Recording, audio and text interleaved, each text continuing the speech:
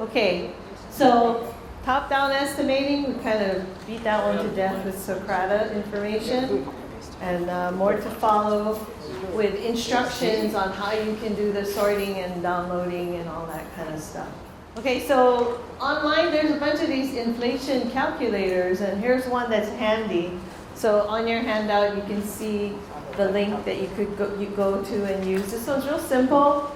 You just add in the years from and when, from when to when, and it'll give you. Now this is mainland inflation, so I don't know if there's anything out there that does specific to Hawaii, but it's pretty close. And at least it's something, it's a justification. And again, we're working with estimates, right? So these are not hard and fast, but we're estimating the best we can with the best information we have. So you can see for this, 19-year period, what is that? Cumulative was 49.1% inflation, right? So it gives you these ranges of where your data is. So again, you want a forward price. So if you have a change that you realize at the beginning of the job and it's not supposed to happen according to the schedule for a year or a year and a half on your job, you can use something like this, forward price, and get the change order done. Being fair and reasonable, accounting for the future cost increases when they actually do it. And take screenshots of this and put it into your backup change order worksheet folder. Okay, so this form should look pretty familiar. I don't know if the color part is familiar, but this is your first account, so this is doing that bottom-up estimating. Are there any questions on doing that? I think this is your normal way of doing your estimates, right? So this is your most familiar method. And again, we show multiple diaries instead of just one, because if you're trying to get a production rate from a diary, you might have to read a few to see how much is accomplished per day or week and get a feel for what that crew that's already out there, that's probably going to be used, can actually accomplish, right?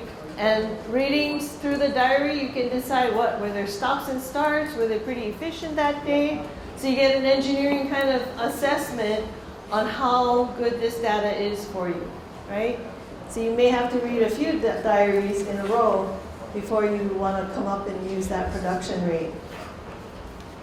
Okay, and then again, Blue Book and your certified payrolls give you that data that you can make use of, right?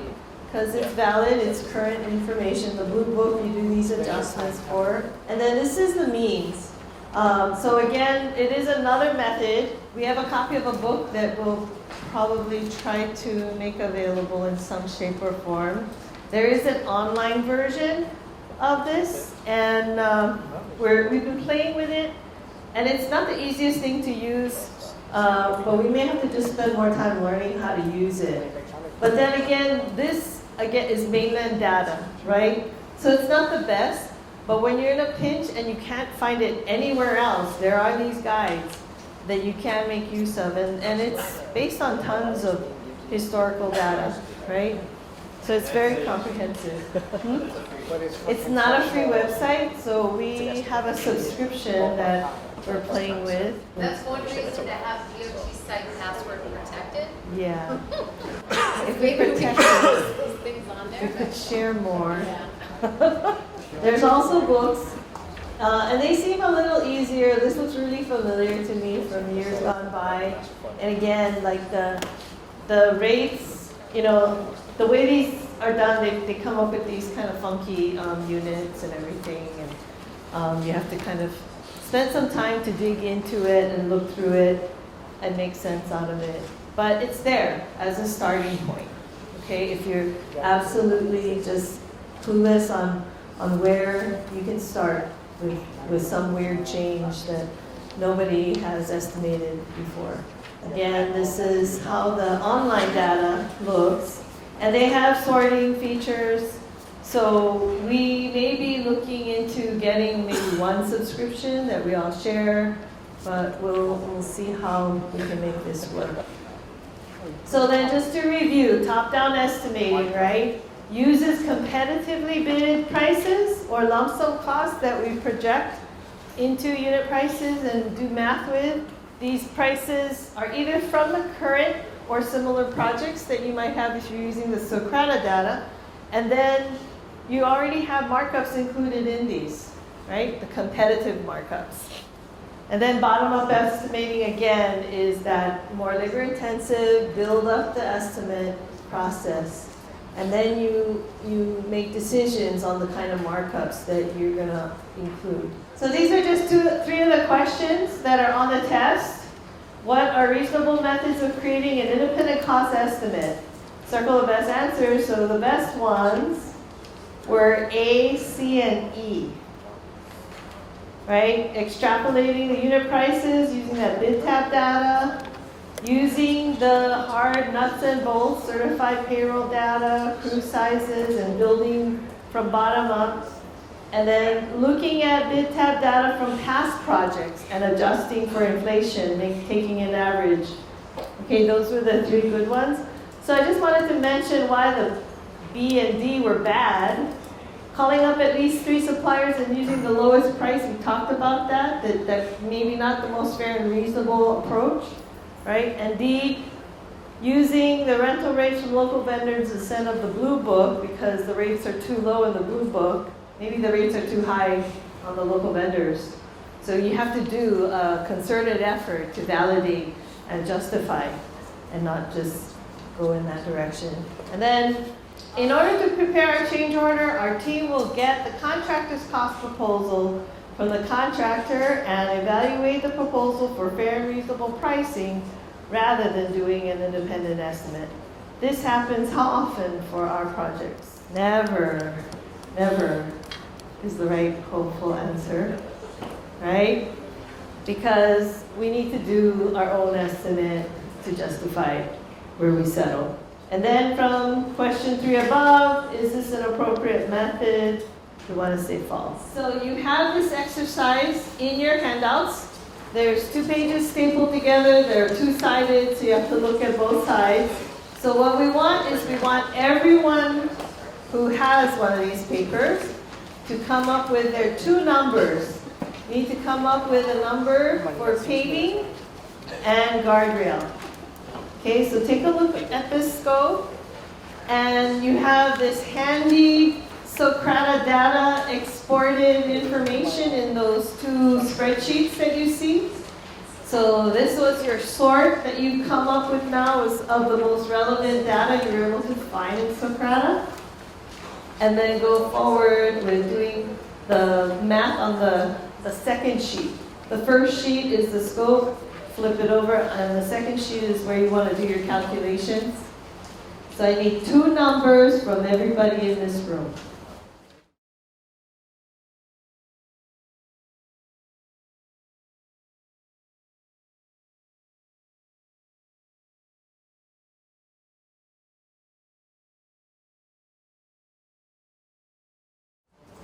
So you guys understand, this is the estimate. You're going to be estimating 2 things, the paving and the guardrail. And you have a sheet that was pulled from Socrata with that information. So we need your number for paving and guardrail, and then we're going to put it up on this wall here.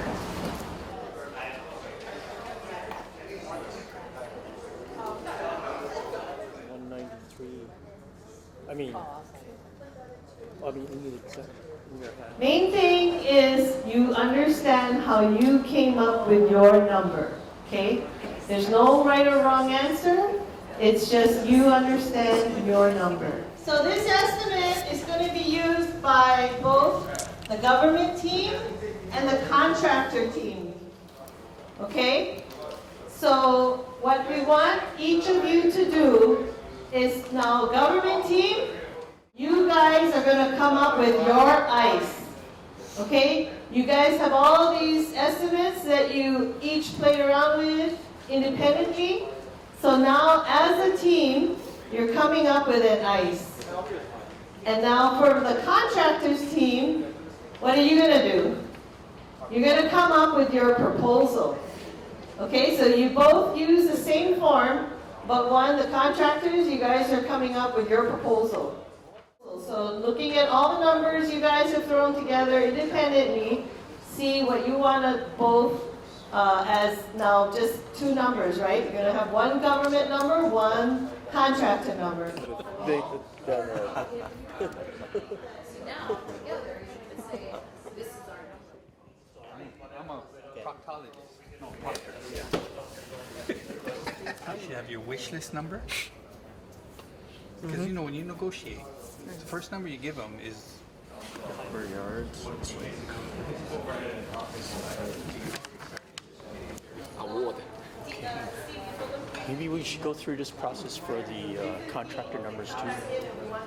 54, no, 30, 34, yeah. yeah, then times it by 500, and then that's square. Okay, it's okay. We'll talk about a little bit about that, but just focus on what you know you can justify for yourselves, right, as a government. But then that's where you go, okay, I can see your point. Maybe we can meet you a little bit closer. We'll go look at this. But that's what we're going to talk about in there, I believe. Have now adjusted either your ICEs or your contractor proposals. All right, so let's come back. I just have a few more things to go over with you before I let you on each other to really negotiate. So we just had a scope meeting, right? We stopped at that point, just making sure that we're all talking apples and apples. And if we had oranges, we're going to break those oranges out and compare oranges to oranges on those oranges. But we'll also be looking at those apples to apples. Question? Sour grapes? Sour grapes? Well, we'll see. We're just being fair and reasonable, so as long as we settle as fair and reasonable, there shouldn't be any sour grapes, right? All right, that's the goal. So I stopped at this slide because I wanted to let you guys go forward, have your scope discussions, and just really just talk to scope, right? So that you understand. No numbers yet. I mean, you have the numbers to look at to just see how far away you might have been, that those were indicators of where maybe your scope needed clarification. Okay, and everybody wanted to talk numbers. That's how it always goes, and that's what you guys do, right? But really understanding that scope is key to being fair and reasonable, to having that open mind to understand what are we really talking about, what are we really doing in this change. And I know people are like, well, maybe we should have had the scope meeting before we did the independent cost estimates. But the idea with the independent cost estimates is to get started as soon as possible with something independent, right? Even not, discussing it too much with the contractor and just coming up with what that scope should be. You're not limited to that one ICE that you created, right? Because there are reasons why you'll adjust it. So that's why we keep emphasizing, know why your numbers are what your numbers are. Okay? Understanding how you came up with your numbers is the critical thing. And that's what scope's about, right? What are we estimating? What is the work? So when we then had our proposal, the contractor's proposal and our first estimate, we looked at items that maybe we could just accept, or we look at what our targets are going to be. Yeah. So now that you've had this full scope meeting, right? You fully understand each other's ideas of what's going to happen. You're going to reconvene with maybe adjusted ICEs and adjusted proposals, and then you're going to figure out on the government side, what's your target going to be, right?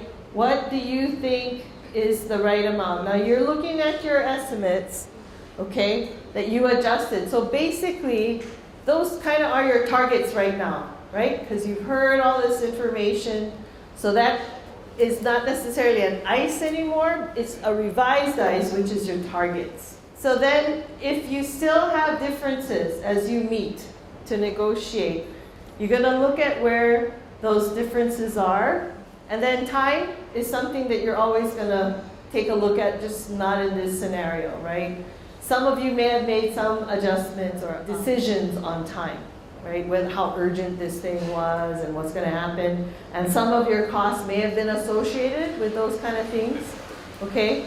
So then, in that case, you have accounted for the impacts of time. We started with a CPC, or contractor proposed cost, and we had our original ICE. And now as we revise our ICEs, all my government people, teams, right? That becomes that target now that you have as you enter negotiations. You have a firmer idea of where you're at, and those are your targets. And of course, this is not, your example. This is another example, just to show the progression of the numbers. So in this case, this is what happened. TIA consultant. Okay, so there was a time impact on this change order that we were using as a sample. And we decided, you know what? That's not going to be considered. We're going to kick all that stuff out. So that's why those zeros, downscoping the change, right? Well, in our test, we had question 5. If the contractor's proposal is lower than the ICE, then you accept and just start packaging the change order. True or false? False. And this is why we had our scope meeting. Had we had any contractor that was lower than us, what would be the main concern? That he's missing something, right? So just because the price looks good doesn't mean you just want to grab it and go. You need to verify that scope, yeah? To make sure he's going to do everything you expect, right? Checking to see that you understand what's on that menu when you order it. Then question 6 is, if the contractor's proposal is higher than the ICE, then you review the cost differences and tell him to lower the high items. True or false? Well, did you just tell him to lower the high prices? So the answer on this one is false. You try to understand where we're at. You don't just say, okay, you're high there, lower that.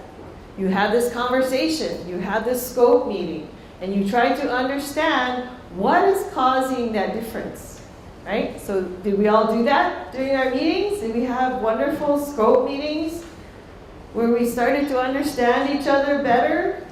Yeah? Everyone being fair and reasonable on both sides? Nobody got kicked out of the room? Never had to do that? Oh, okay, I guess that was pretty good. You gotta tell our neighbor island guys. Okay, our project team prepares a pre-negotiation objective and documents the negotiation process. True or false? Or don't know. So after we're done today, you're gonna all say true. True, because we're gonna, as we were making our adjustments, right? People were writing notes down like, oh, what did we say we agreed to during that scope meeting? So you hopefully were writing all of those concessions or additional information down, right? And these are going to be parts of your justification, why you adjusted your original ICE. But that ICE still remains as that independent cost estimate because it was done before you had any clue of what the contractor's price was going to be, right? So it's very clean in that way. This is a worksheet that you guys have, the second page, right? So you could have written down, your contractor's amounts and just had it right in front of you. We were just using these giant charts. Now that the government side has done a revision of their ICE, it becomes that third column, that target, right? As you enter negotiations now, you're going to look at where you started from, where you've adjusted to based on your scope meeting, and then you're going to come to a conclusion. But as you go through this negotiation, it's similar to what you did with scope, but now you're going to talk dollars, right? So you're comparing the direct costs at the top, right? So in here, this is what you've now done. And then in our group, we talked a little bit about profit, because there were some mitigations that the government was able to afford to the contractor to make it less hazardous or risky condition. So they said, you know what, we're going to bypass through the town, so you don't have to worry about, traffic control and hours of work. We just need you to hurry up and get out there. So they did a detour around the site. So then they started to talk about profit. Well, okay, what does the spec allow? Up to how much? On force account, right? So we were looking at force account saying, well, if we went that route, you would be allowed up to, I think right now it's an overhead profit combination of 20%, right? And so we said, okay, if half of that is overhead and 10% is a maximum, since it's up to, do you really need that if we've done these mitigations? And if we said average, low risk might be, 1% or so average was around 5, and high might be 10. We talked about, how about we give you 6%? So profit is negotiable. Do you always give them the maximum? Something to think about, because we get into these habits sometimes, right? It's what the contract allows, but we want to think about profit a little bit because it is based on risk.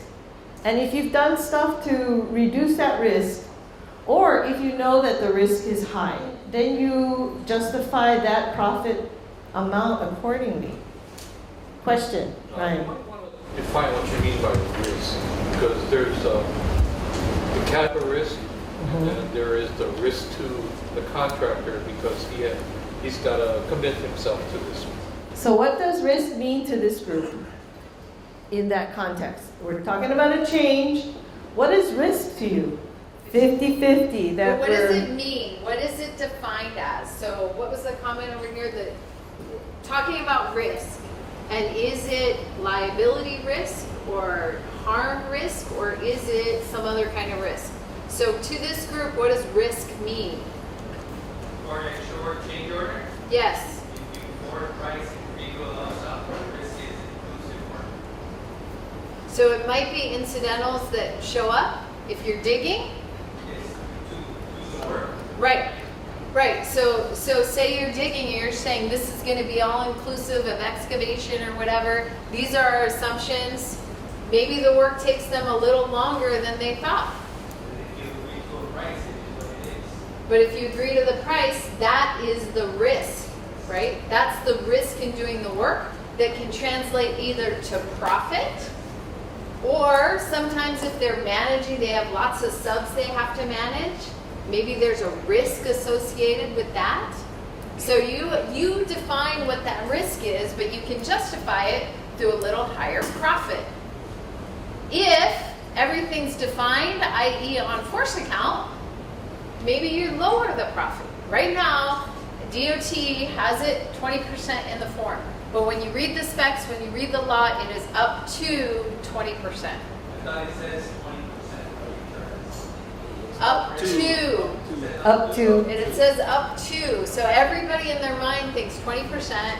I know DAGS has a memo that says 20%. I've not necessarily seen that with DOT, but when you're doing these change orders and you're looking at those bottom lines, that's what you have to decide. Is it risky work?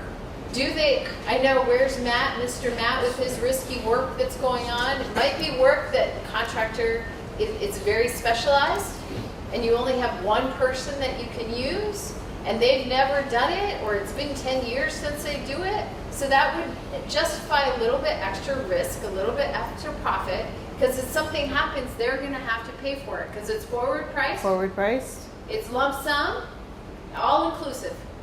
So one other way to think of risk is unknown. How much is unknown? How certain are you of the scope that you priced out and negotiated, and how much unknown is there in that could occur? So in our scenario here, we talked about some of the guardrail posts maybe have to go deeper, right? And we're not sure about the stability of the slope or the area, right, the shoulder, right? So there was a little bit of risk, but we said, well, it's moderate because whatever we said, all right? But it's the unknowns that are going to play into how you see risk, because the unknowns are where things could go up, and the contractor, 50-50, right? We're taking this risk that we've tried to eliminate as many of the risk factors as there might be, but some things could happen, and so you kind of weigh that with how you account for the risk, okay, in your change proposals or in your final settlements. We're also looking at the bottom line. So if the contractor's total price is higher than the ICE, settlement is not possible. True or false? Or I don't know. False, right?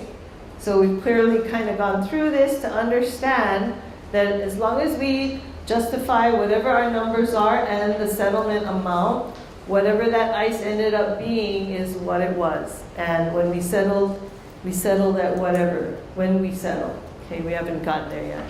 Profit is negotiable. That was a true or false question. And hopefully after this we all say true.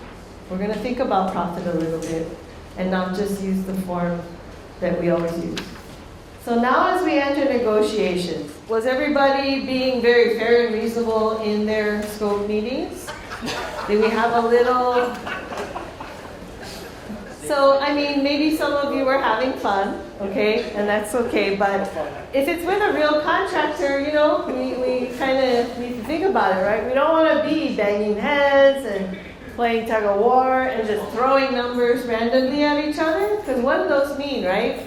So, in our scenario, we had a little bit of that, and I said, okay, you know, that was a little bit of a shot there across the way. Let's try to avoid that. Because, you know, that's just going to antagonize each other. And what happens if we antagonize each other?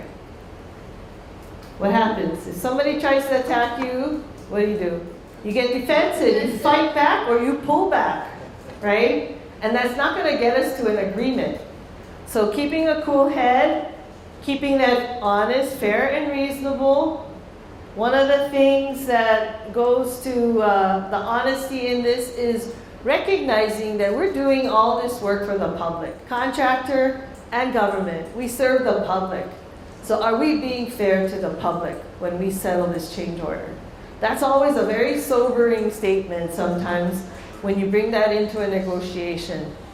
And it's like, come on guys, we need to be real. Understanding, you need to make some money too, but let's be fair and reasonable. So as you go into negotiations, when you find that you have numbers that are justified, that you know as the government, you know, you can justify the number, what do?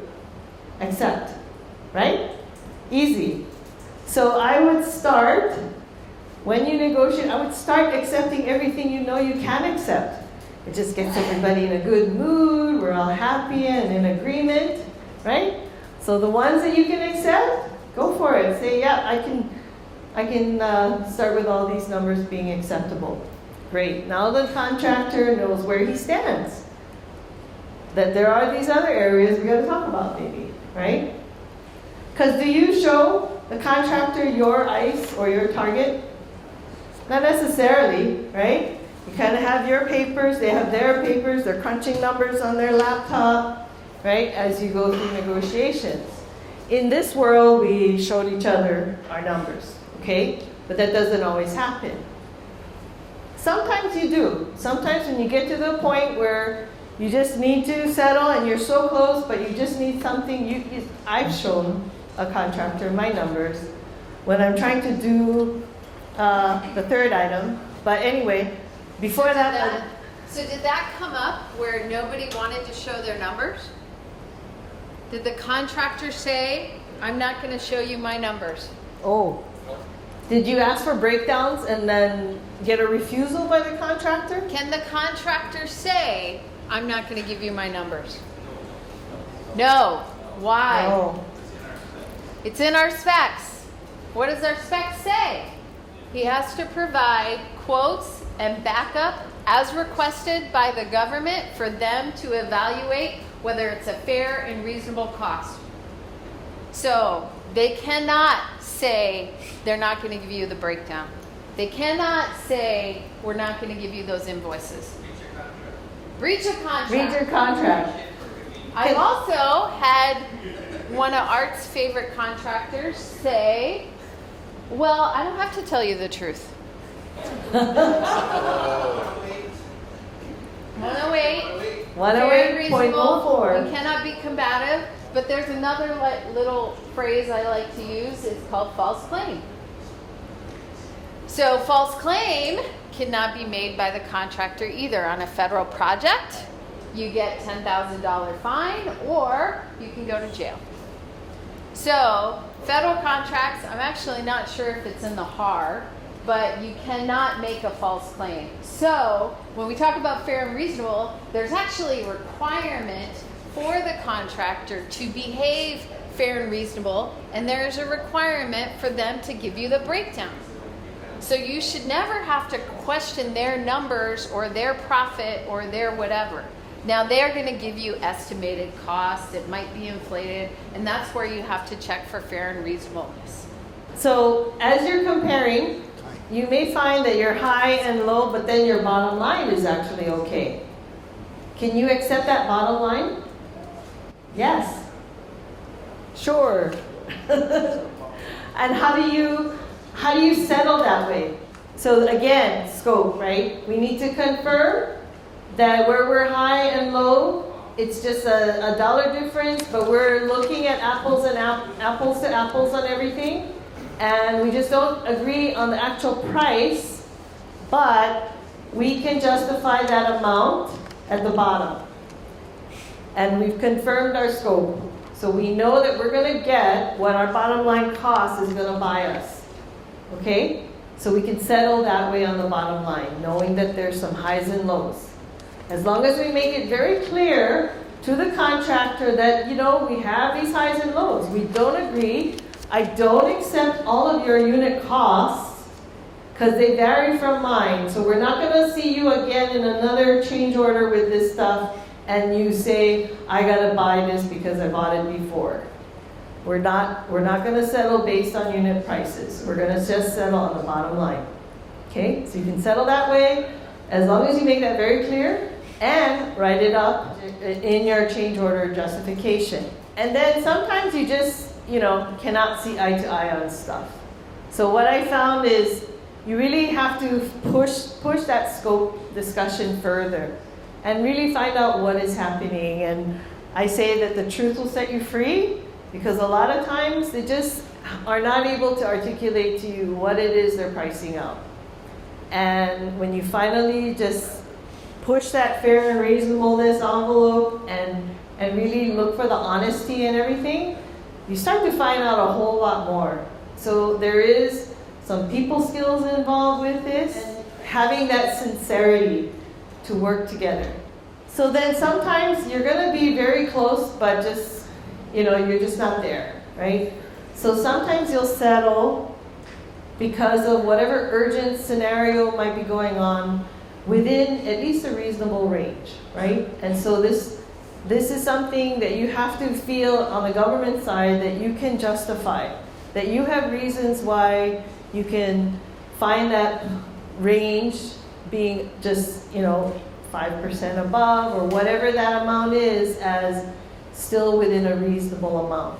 Then the other part too is, do we need to do this work with this contractor? If you're having that much difficulty settling, maybe some of this can be done by others, especially in this kind of emergency response kind of scenario.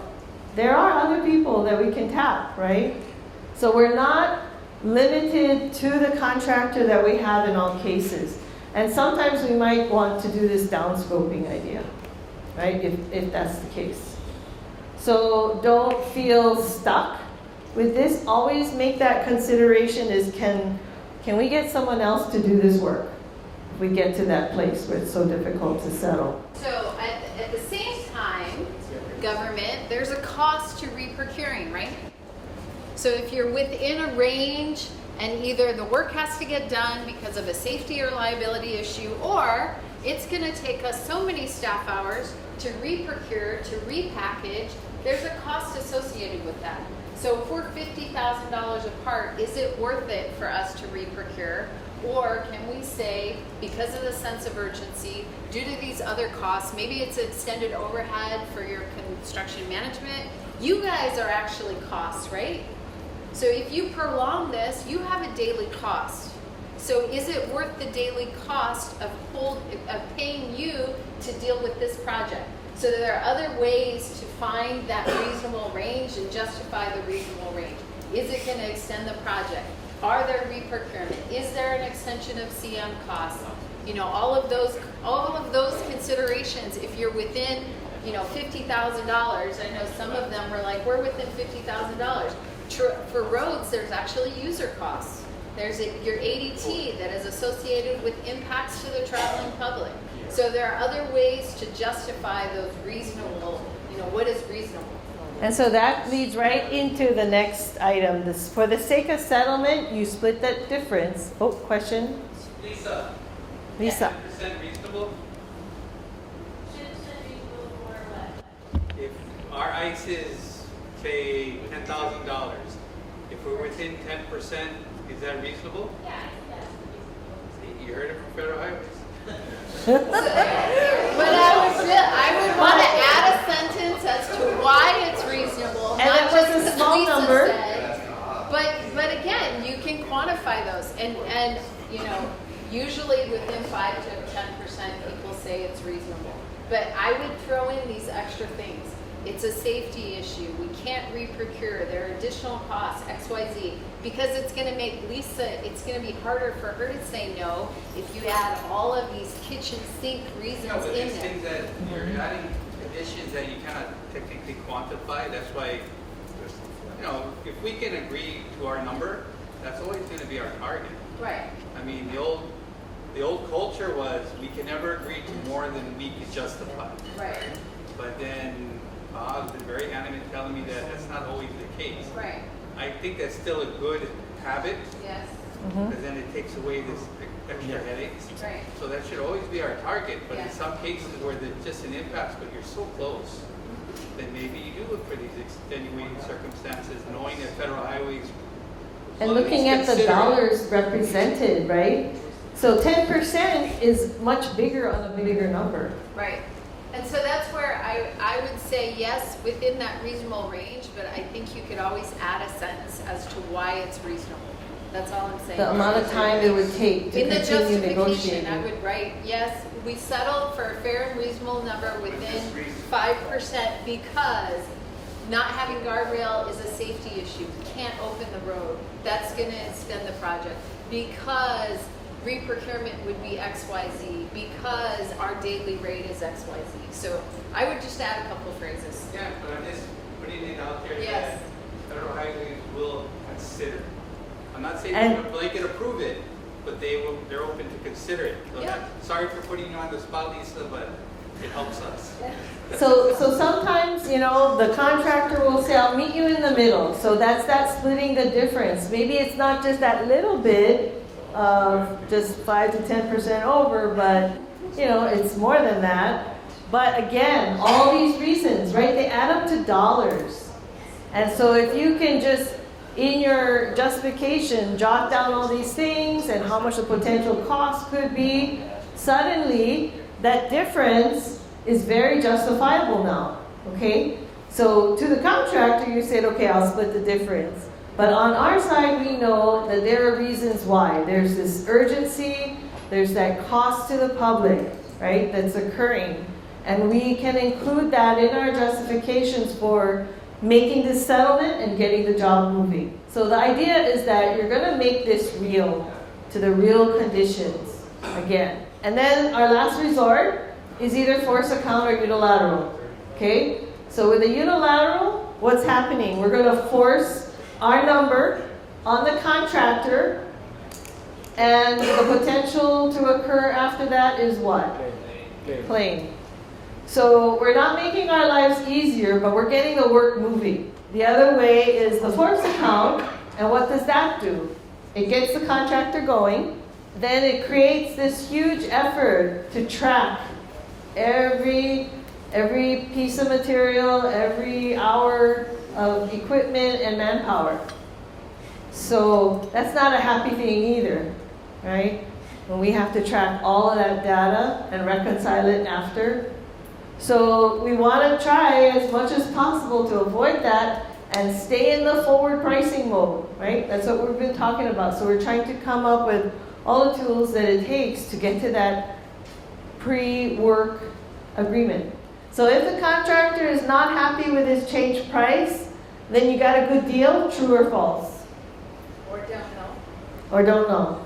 you may have gotten a deal in terms of dollars, but if he's not happy, what kind of work is he going to do for you? Or what could happen later? Yeah? So the idea is fair and reasonable, right? So that means everybody walks away satisfied. Fair and reasonable. That's all we're going after. And that way we've gotten the scope that we hope we've paid for, right? That we've agreed on. Okay, so now as we head into negotiations, keep in mind that you've got to write this stuff up, right? You're going to record any adjustments that you're making. So in a PNM, you're keeping track of who you're talking to when, because it matters. Are you talking to the right person and making agreements with people who can make agreements? Be sure that you are, right? Otherwise, all that work is kind of wasted if somebody just kind of circumvents your agreement on that date. Any adjustments to cost or scope, you're going to be writing that down. So all your adjustments in scope through your scope meeting, those are things that you're recording because your initial independent cost estimate maybe didn't include certain items, right? And so now you've adjusted, so you're going to show what those items were that made an adjustment based on those scope meetings. And you're going to record when you had those scope meetings and who you talked to. And then as you negotiate, there may be concessions and cost adjustments through the negotiation process that you'll then record as well. Always check your numbers, okay? It seems obvious, but I always make this a habit because you never know. In the heat of the moment, as you're negotiating, you think you're pushing the buttons right, and I have a slight dyslexia too, so I need to check my numbers. But just make sure. But even if you do make a mistake, if you've had this relationship of fair and reasonableness with your contractor, you should be able to still say, hey, you know what, I made a mistake. I had to make a correction. So the number's actually this. And numbers are numbers. So hopefully your contractor can be reasonable with that too. Time impacts, you're going to also talk about any time impacts and account for those. Okay? We're just not focused on those right now. So this is what PNM starts to look like, right? We're accounting, the top part is just all your contract information, but you can see that we're accounting for who we talked to when, what the amounts were as we started. So it's a write-up, but it's not crazy, and you can decide how you do this with your change order format. Some of this you may just keep in backup. Okay, so that you know you've got all the dates and people and times that you talked, and you might do a shorter summary on your actual change order documents. So this is a table of a negotiation that occurred. There were several items to discuss, and this one item, you can just see how the contractor started at that amount. We had an ICE that was about a third of it, and then the target increased, so now we're about halfway apart. And then we negotiated and settled, in the middle, and there are reasons, which then were written up in this paragraph. And so what occurred was the contractor had estimated a scope over a certain period of time, and then as they discussed it, unfortunately this one had to get finalized after the work finished, and we recognized that during that same period of time, they only worked some of the days, not every single day, okay? And so that made the difference in the amount for that item. And then this yellow area is where we actually had a mathematical error. And so the negotiator recorded this, that, we came to this amount during the meeting. We settled at that, $15,000 number. But when we checked our work, it was $17,000. So we called them up and said, hey, we made a math error. It's actually in your favor, so I'm sure you'll be agreeable. And we gave that to them. Okay? So fair and reasonable, right? That wins you what? Brownie points and being honest, and what a great person you are to work with, right? What integrity, what sincerity. So it just keeps you in this mode of being a fair and reasonable partner on this project. Now we're going to head into negotiations, and you have this form in your handouts. So you can use it to mark your adjustments as you go through. And hopefully you get to the purple column where the government can record its settlement amount. Depends. It really depends. No, because We share, we don't share it. it can just be so many days. Like,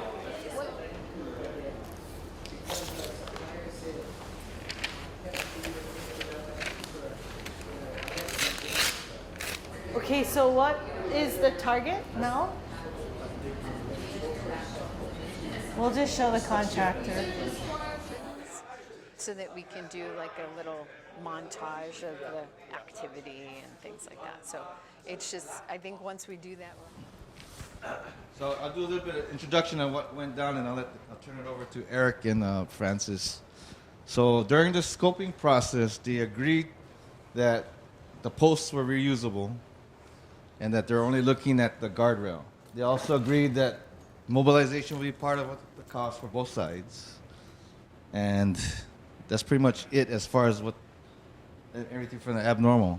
So from that process, they agreed to 20 days for the work. And from that process, they came back to the negotiating table, in which I think Francis came with $35,000 on his guardrail, and then they had like $85,000. So there's a big difference right off the bat. It's what they found out just by looking at what they chose as their unit price. They use $4 a unit for a linear foot, which we all know is no way, right? So from there, the government. We adjusted our unit price to 38, which is the only one in the bid tabs, and we threw in the inflation rate. But we never considered their short supply demand, which is 2 times the unit price, which is when we verified from the suppliers only 50% more. So we kind of agree with 1.5 instead of 2%. Okay, yeah, we actually started with 201, the total price, and I guess you guys can see our breakdown. Then we offered 192, but that was based on 20 days. Because the guardrail was in stock supply, our supplier, and we knew that was high already. You know, the whole thing, even up, we couldn't believe it. So we said, better reduce the price. We told the Orion material supply, guardrail supply, and so they said, well, if you guys can wait another month, we can reduce the cost. So we offered them on the low side 185 total, 96,000 paving, and the balance was for the guardrail. And they agreed actually to giving us the 40 days, but you know, they called the supplier and said they found out 1.5, but from the contractor side, we gotta tack on some risk insurance. Once the thing leaves the fabrication shop, becomes our risk. So we tacked on a little more, and at this point, you know, the deputy director of transportation came by and said, Settle! And, you know, I got some relatives living down the road. So for the community, we donated like an extra $10,000. We agreed. So what was agreed. the settlement? Okay, after Shaking hands, yay! we adjusted our price, our revised ICE, and we threw in overhead of 5%, and then we give them 10% profit, so overall 15%, and we came up with 170,000. and that was the settlement Yes. amount? And that's almost, Cheapest contractor out of all you guys. you guys are the cheapest, yay! Almost like All right. And if you look at those numbers, right, it's almost halfway in the middle. And they both justified how they changed their numbers and why they changed their numbers. Who's the next group? So this was the initial ice here, and the contractor was over here. So you can't really see because we kind of modified everything, right? But we started at 138, 579. This was 282. And we had a super long scope meeting. We just talked and nailed down every bit of scope to understand what we needed to do. We talked about, okay, we're going to create a bypass. right? Instead of doing this traffic control around our work site, because we could. There's a town right on the other side. We went around into the town road, and that was acceptable. We got that approved. And so that helped with our understanding, I guess, of the work and how we were doing it. But there were a lot of things on the government side that hadn't been considered. So through this scope discussion, they learned a lot more on the government side, and then they worked on their ICE to improve it to what the real conditions were that they agreed upon. Government. Okay. And so the scoping meeting was very helpful. A lot of the contractors' adjustments, like contingency and waste factor, sounded very reasonable. So we made adjustments to our initial estimate, and we also agreed on the overhead factors and the profit factors. It sounded very reasonable, so we added that to our initial estimate.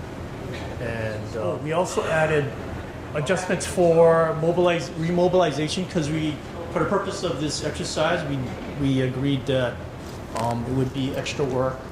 You know, they needed to mobilize equipment. It wasn't part of the original contract. And the traffic control would be minimal because there was a bypass and we could close the road. And we just assumed some round number for BMPs. So it turned out that we filled in all these blanks. We came up with something higher than what the contractor had. So it was really cut and dried after that, after the scoping meeting. So when they came together, you know, looking at the numbers, right, there were some highs and lows, but they, again, had clarified that scope, and they went the route of, we're going to settle on the bottom line. We didn't agree on that profit number, right? On the government side, we were at 15 and the contractor was at 23. So we said, we're not agreeing to all of these parts, but we'll agree on the bottom line, and they accepted, right? The contractor's amount. But for the contractor side, you know, what did you guys have to do to convince them? Well, the pay items were derived from previous projects that we were awarded, and we accounted for inflation costs each year, plus 10% overage in materials due to contingency and waste factors. So that's how we came with the numbers explained to the government. And they agreed to our numbers, so we agreed to the quantities. And the unit prices were, I guess, the point of discussion. But after we explained to them how we came with our numbers, they were able to go back and recalculate. So we were able to reach to an agreeable amount. So the overhead, we included the mobilization, traffic control, and BMPs as part of our overhead, which they originally didn't have included in their original estimate. So when they repriced everything, I guess they added costs for that. And due to, I guess, the profit margin, what the contract specs allowed, we negotiated. We wanted 10%, but they didn't provide the 10%, but overall, the bottom numbers were close. So what's the number? 294. 294. And so again, I think 294 is higher than their first proposal, right? Because maybe during scoping, you guys forgot things or add things or whatever. The profit margin by twice. The profit. So we had 5. One of the things to keep in mind, and Lisa had asked on the way out, was this profit and overhead. But both, right now, you guys are talking about BMPs, traffic control. So a lot of times that is not, it's potentially a separate pay item in the contract. So it may not be incidental to these items. So make sure, you know, you're thinking about those justifications, because it may not only be overhead and profit. There are other incidental work that may always have, you know, your SWIP, you've got all the BMP and additional BMPs and amendments you got to do. So very good. Woo! Anyway, this is our initial estimate. We initially estimated 239,604. We had a scoping meeting where we reduced the guardrail to only one side of the road, and the state would take care of the traffic control. And we also reduced the guardrail from strong post to single post. We reduced our guardrail cost from $121,900 to $54,450. We initially had a 20% profit because we when we bid our prices, when we bid our jobs, we don't put overhead and profit in our things. So we put a 20% profit, and we negotiated to a 10%. We went kind of down the line, and we agreed on a 156, 756. So that was the bottom line number? Yeah. So I think one of the big disagreements was the overhead and profit. We thought it was included in their prices for these. So originally they had 20% for this, and then I think we negotiated down to 10%. And then these two came out kind of close because theirs was 54,000, ours was 55, and this one was 80,000 and ours was 79. So pretty close on these. And then how we justify this price here. So this is higher than what our estimate was. What was your revised estimate based on clarification? 141. 141. But they told us they're going to finish the job 1 month sooner. So we're getting value out of that. Also, because this work is emergency work, it needs to be done. And also for safety, it needs to be done. So and this is within 10%. So it helped justify this amount that we agreed to. Okay. For us, we decided the scope of work would be overlay 3 inches, and then remove and replace both sides of the road, the guardrail, so 1,000 foot of guardrail. And it will also include mobilization and shipping and disposal. So disposal, Of the- shipping, you agreed on quantities. Yeah. And what was the other one? Mobilization. So when you scoped, you added those things, agreed on quantities. Right. So after we did the scoping, we got these other numbers. We were kind of far apart on the guardrail and on the profit. So for the guardrail, we kind of, after some back and forth, we kind of settled on an in-between number. And for the profit, we decided to be generous and just give them the 10%. Good job, contractor. Yeah. I really have nothing else to add. So what was the bottom line number? What was the bottom number? We settled on 271,446. Okay. Okay, next group. Good job. So I'm the government. So we had a good scoping meeting. We kind of decided on some things to help out with the cost. We decided to do 24-hour road closures, and we were just telling the public, oh, just drive around the island. Sorry, that's what you got to do. And we also gave some concessions to the contractor. We let them set up a mobile asphalt plant close. We got all the permitting for them and waived the noise variance. We got waivers for that. For our price, we started out low, but we ended up coming up because the contractor had pointed out there were some differing site conditions for the guardrail. There was volcanic rock, so it would take more time to drill in, and so we came up on the guardrail. 2 slides left. For the paving, we considered the quantity small. But we didn't mind going up some on the cost because based off the bid tabs they were higher quantities. We also had to keep in mind to be very reasonable and fair because we had the privilege of having Lisa sit at our table. Anything to add? So what was your bottom line? Well, our bottom line, we settled on 221 overall, but originally we're at 158, and then we had a target value of about 200,000, so we came up significantly, but also the contractor helped us and came down quite a bit on their part. So was it for sake of settlement kind of agreement, or were you at 210, or came to 221 and your adjustment? We started off at a super high price because we knew that the government was going to whittle us down anyway. But false claim. But we kind of felt guilty because they were so accommodating. I mean, they let us close the road and sending people all around the big islands. So I said, well, and we said, yeah, we need a month to do it. They didn't say anything, so I said, oh, okay, well, our bottom line that we didn't want to go below was 225, but we gave the state an extra $4,000 because it came up so much. So yeah, so I think we really were fair and equitable and worked well together. Yeah. Played nicely. Huh? 35%.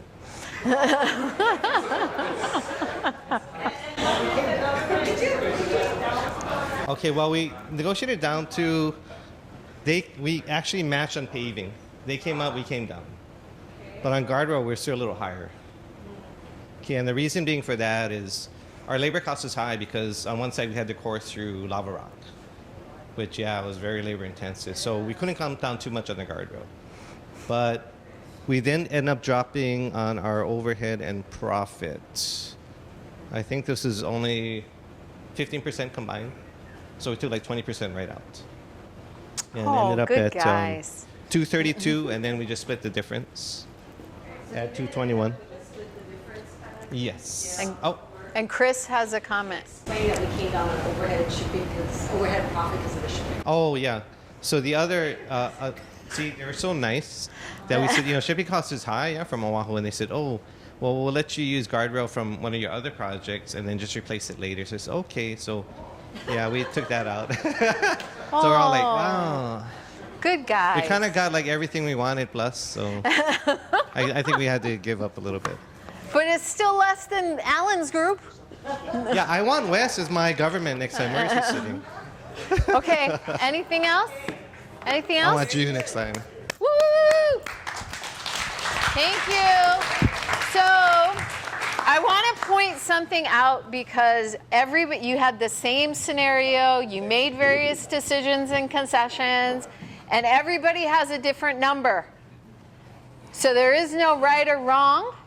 It is a matter of what decisions are made, how you justify, what the scenarios are. And so when you're writing those things up, it becomes paramount to paint your picture and explain your story and add all of those concessions and things in there so that somebody, i.e. like Lisa that's listening and reading and reviewing, can understand it.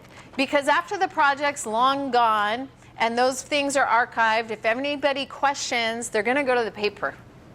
And so that paper is what's going to last through time. So just make sure the paper is written.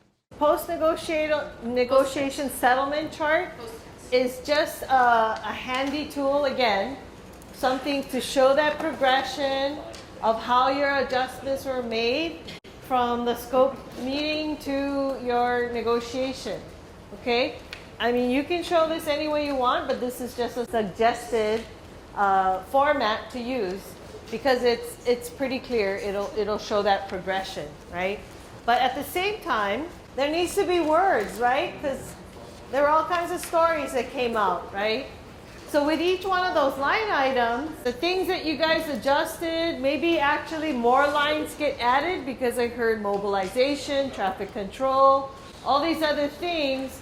So this list may have needed to expand to add in all these other items. But the idea with this form is just that you're going to address everything that you made adjustments to. And that's where I guess there's some writing that, you know, you have to tell the truth, the whole truth, nothing but the truth. But sometimes you can kind of go too far. So you just want to state the facts of how you eventually settle.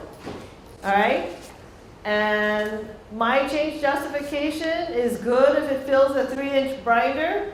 True or false? I don't know. So it's false as long as you address the changes and adjustments that you made as you went through negotiation. Right? Explain it, tell the story. And once negotiations are complete, our project team prepares a negotiation summary document to be incorporated in the change order cost justification. True or false? You have to do this, so it's got to be true, right? You have to justify how you came to your final amount. So again, when it comes to changes, it's all about accountability and being able to justify everything, right? So we started off with the change request, being sure that that the merit of the change was valid, And then we did a pre-priced ICE before getting the contractor's proposal to get a jump on it and understand what we understood to that point. And then we had scoping meetings to clarify that scope. And when we do our record keeping, we need to keep in mind that all of our documents are auditable. So we want to make sure that as we put these packages together, we have settlements that anybody from outside of our organization could come and take a look at and understand, which is why we want you to show where you started from with the price negotiation or pre-negotiation objectives with the targets you set before you went into negotiations, and then writing up the post-negotiation memorandums that explain how you made adjustments through negotiation. Okay, and always keeping in mind that these are going to be write-ups again that who sees? Someone that, do they know your job? These are going to be people that are auditors, right? And they know nothing about your job, and that's who you're writing to. So just keep that in mind. If it takes a 3-inch binder to convince someone of all that information and how you justify it, better be a really big change order. Okay? It shouldn't be a 3-ring binder for something like 200,000 like this. Okay? So just keep that in mind. The volume is in your explanation, not necessarily paper.